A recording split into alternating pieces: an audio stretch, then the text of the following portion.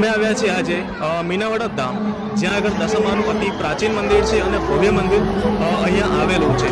અને જ્યારે દશામાના વ્રત હોય છે ત્યારે અહીંયા લાખોની સંખ્યામાં રાજસ્થાન જેવા અનેક રાજ્યોમાંથી અહીંયા ભાવિ ભક્તોનું આગમન થાય છે.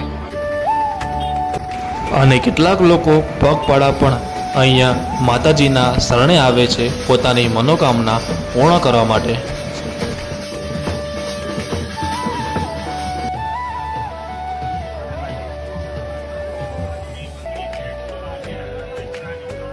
અને શ્રાવણ માસમાં અહીં ભવ્ય મેળો પણ ભરાય છે.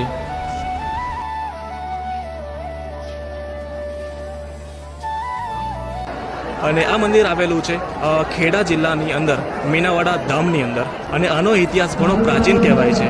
અનોખી કથા આ મંદિર પાછળ જોડાયેલી છે એવું કહેવામાં આવે છે. કહેવાય છે કે 1995ની અંદર શારદા નામની એક છોકરી હતી, એને દશામાએ દર્શન આપ્યા હતા. અને દશામાએ જે દર્શન આપ્યા હતા ત્યાર પછી અહીંયા લાખો ભક્તો ઉમટ્યા હતા અને દશામાએ ચુંદડી અને ત્રિશૂળની અંદર વાસ કર્યો હતો. અને ત્યારબાદ આ મંદિરનું અહીંયા નિર્માણ કરવામાં આવ્યું હતું એવું કહેવાય છે.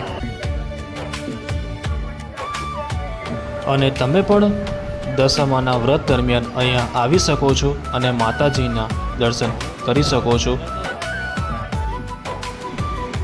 તો મળીએ બીજા એક નવા વ્લોગ સાથે, બીજી એક નવી માહિતી સાથે અને બીજા એક આવા જ પવિત્ર ધામના સમાચાર સાથે.